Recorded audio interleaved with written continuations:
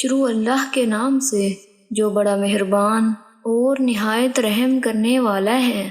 السلام علیکم ورحمۃ اللہ وبرکاتہ۔ حضرت ابو ہریرہ رضی اللہ تعالیٰ عنہ سے روایت ہے، رسول اللہ صلی اللہ علیہ وآلہ وسلم نے فرمایا، جنت میں جو گروہ سب سے پہلے داخل ہوگا ان کی شکلیں 14ویں کے چاند کی طرح خوبصورت ہوں گی۔ ان کے بعد داخل ہونے والے اتنے روشن ہوں گے جیسے آسمان میں سب سے زیادہ چمکنے والا روشن ستارہ۔ انہیں نہ پیشاب کی حاجت ہوگی، نہ پاخانے کی، نہ ناک سنکیں گے اور نہ تھوکیں گے۔ ان کی کنگھیاں سونے کی، ان کا پسینہ کستوری کی طرح خوشبودار ہوگا۔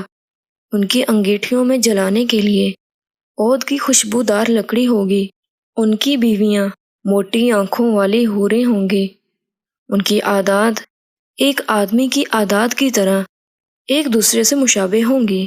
وہ اپنے والد حضرت آدم علیہ السلام کی شکل و صورت پر قد 60 کے ہوں گے۔